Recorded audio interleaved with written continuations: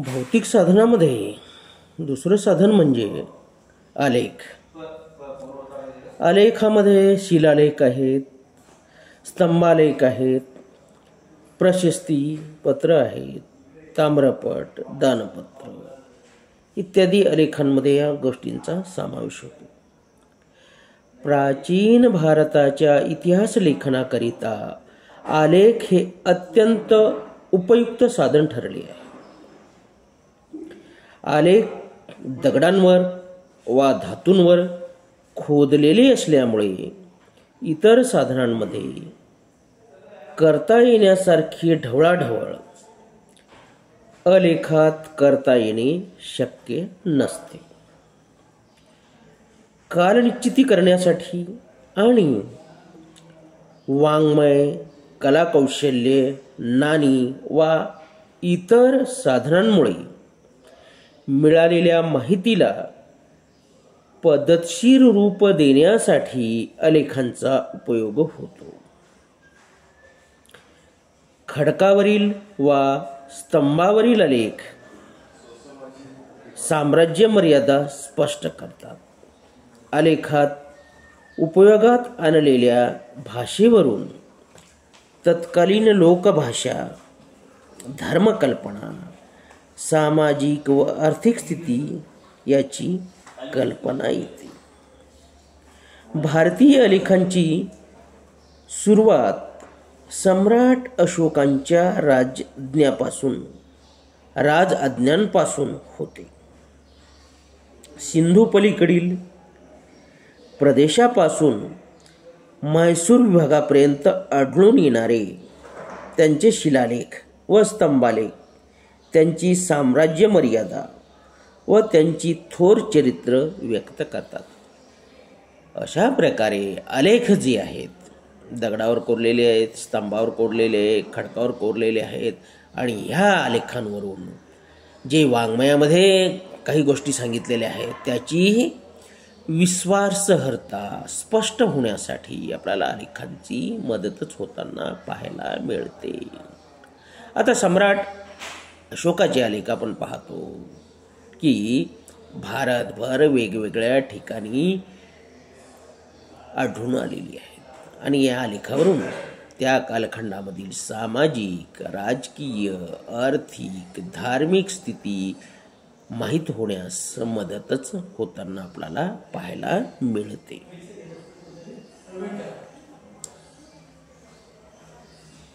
अशोकानंतरचे आलेख प्रशस्ती स्वरूपाची वा जमिनीची दानपत्रे आहेत.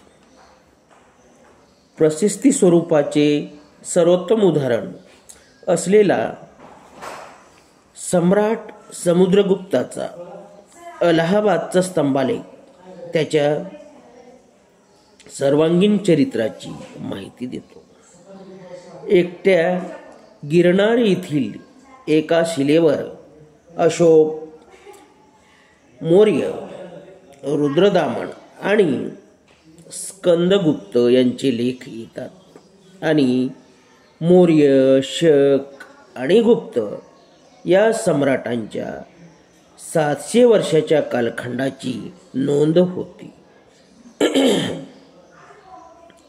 हस्ती गुफेमधील लेखांमुळे कलिंग राजा खारवेलची माहिती मिळते आणि ऐहोळ प्रशस्ती सम्राट दुसरा पुलकेशी यांच्या दिग्विजयाचे वर्णन करतात. आता प्रशस्तीपत्रामध्ये आपलं आलेखांमध्ये प्रशस्तीपत्र सुद्धा काही करून ठेवलेले आहे. त्यामध्ये आपण पाहतो की ऐहोळचा जो आलेख आहे त्यामध्ये पुलकेशीची माहिती मिळते.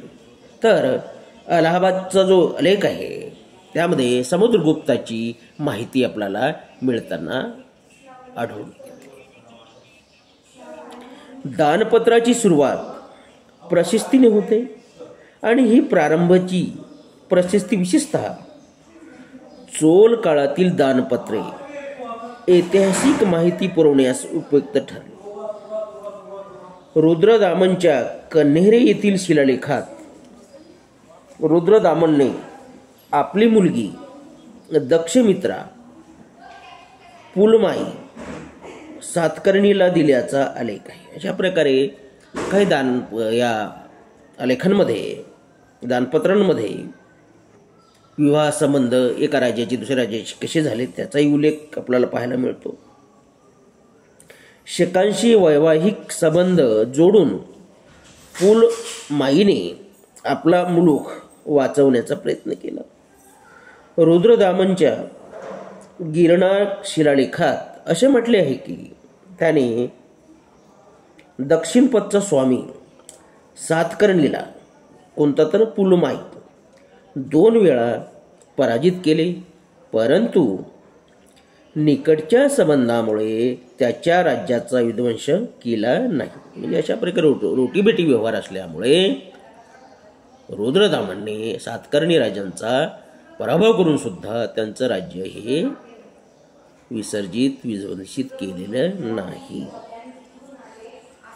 रुद्रदामनची मुलगी राजकन्या दक्षमित्रा हिच्याशी विवाह करण्याचा पुलुमाईला एवढाच फायदा झाला की सातवाहनांना उत्तरेकडे जरी पायबंद बसला असला तरी पुलुमाईचा दक्षिण भारतातील प्रदेश त्याच्याकडे कायम राहिलेला आहे. हेलिओडो या ग्रीक राजदूताने भागवत धर्माचा स्वीकार करून वासुदेवाच्या सन्मानार्थ गरुड ध्वजस्तंभ उभारला असा उल्लेख बेसनागर ग्वाल्हेर येथील शिलालेखात आढळतो. अशा प्रकारे काही प्रवाशांनी इथला धर्माचा सुद्धा, भागवत धर्माचा सुद्धा स्वीकार केलेला आहे. हेलिओडर जो आहे, जो ग्रीक प्रवासी होता, राजदूत होता, त्यानं अशा प्रकारे भागवत धर्माचा स्वीकार केलेला सुद्धा आढळून येतो. राजमाता गौतमी बलश्री हिच्या नाशिक येथील गुहालेखावरून गौतमी पुत्राच्या विजयाबरोबरच त्यांच्या चरित्राचाही माहिती मिळते. गौतमी बलश्रीने ह्या नाशिक प्रशस्ती पत्रामध्ये आपल्या मुलाचे वर्णन करताना समाधान व आनंद व्यक्त केला आहे. गौतमी पुत्राची प्रशस्ती करताना त्याची आई वर्णन करते. सातवाहन कुळाची प्रतिष्ठापना करणारा एक ब्राह्मण, क्षत्रिय दर्पणा मर्दन, शक, यवन व पल्लव या जातीविहीन परकीयांच्या हीन संस्कृतीपासून वैदिक संस्कृती व बौद्ध संप्रदाय यांचे रक्षण करणारा, जातीसंस्था पुन्हा प्रस्थापित करणारा इत्यादी राजमातेने गौरव उद्गार काढलेले आपल्याला पाहायला मिळतात. म्हणजे नाशिकच्या शिलालेखामध्ये या गोष्टी आपल्याला असलेल्या आढळून येतात. कुंडलवनी येथील 4थ्या बौद्ध धर्म परिषदेची जी चर्चा झाली आणि जे निर्णय घेण्यात आले ते तांब्याच्या पत्रावर कोरून तो ताम्रपट ग्रंथ कनिष्काने बांधलेल्या एका स्तूपात जतन करून ठेवण्यात आला. आज कनिष्काचा हा ताम्रपट ग्रंथ उपलब्ध नाही. तो उपलब्ध झाल्यास कनिष्कांच्या जीवनावर, विशेषतः त्याच्या धर्मकार्यावर प्रकाश पडू शकेल. म्हणजे अशा प्रकारे आपण पाहतो की स्तंभालेख, शिलालेख, दानप्रत, प्रशस्तीपत्र, वेगवेगळे जे आलेख आहेत यावरून त्या कालखंडामधील राजकीय, सामाजिक, आर्थिक, धार्मिक, त्यांची इतर राज्यांसोबतची अंतर्गत नीती, त्याचबरोबर बाहेर राज्यांसोबतचे संबंध याची इत्थंभूत माहिती, विश्वासार्ह माहिती मिळण्यास आपल्याला आलेखावरून मदत होते. पुढचं जे भौतिक साधन आहे ते म्हणजे नाणी. भारतात निरनिराळ्या भागात हजारो नाण्यांचे साठे उपलब्ध झाले.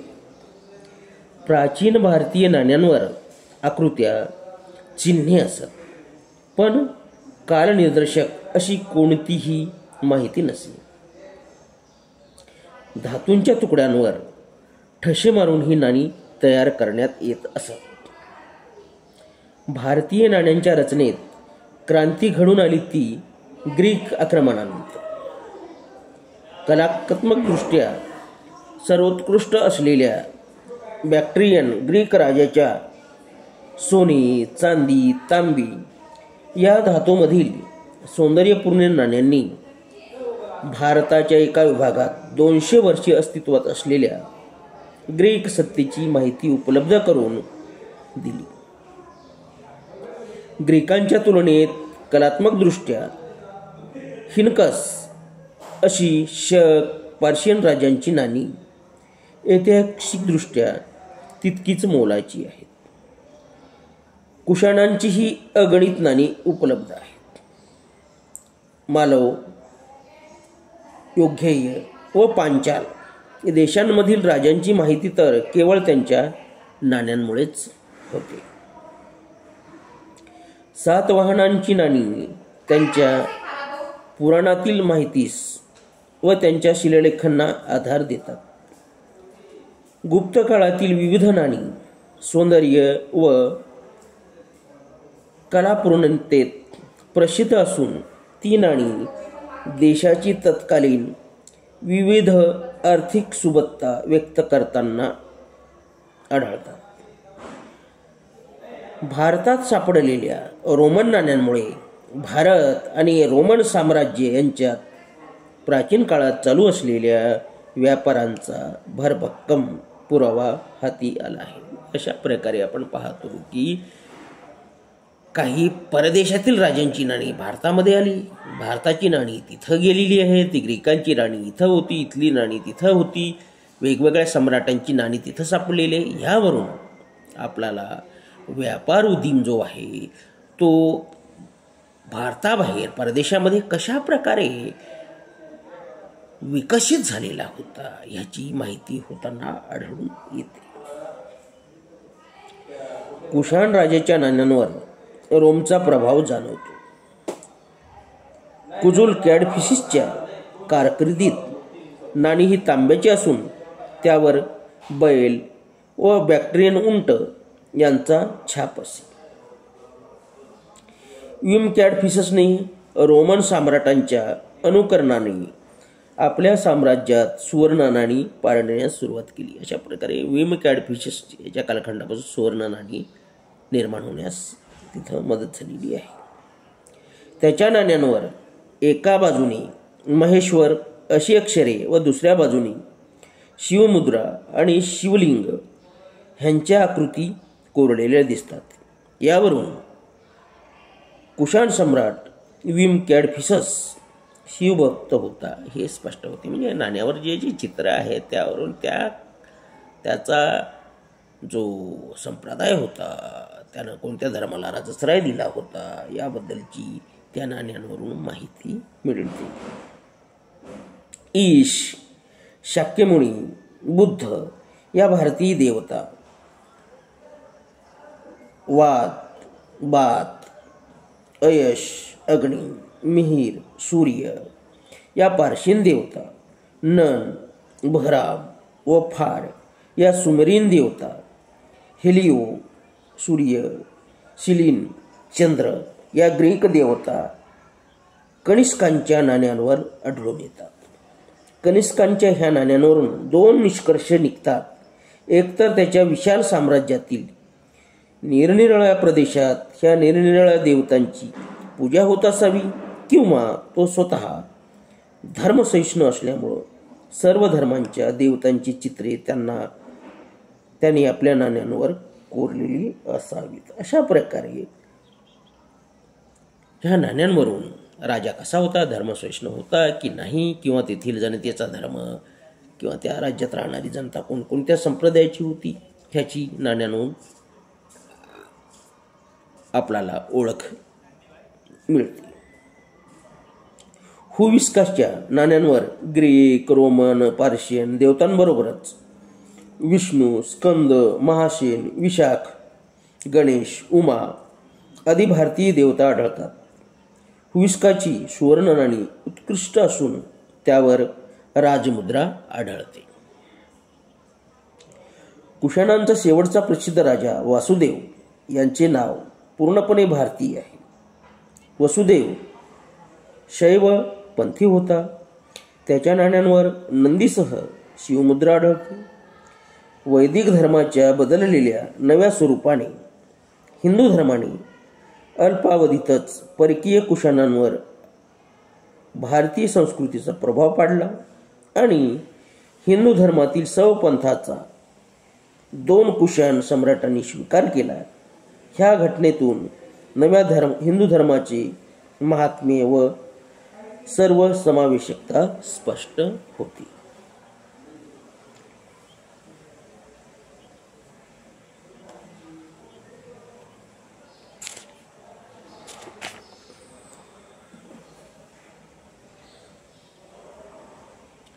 शकांवरील काही नाणी आहेत.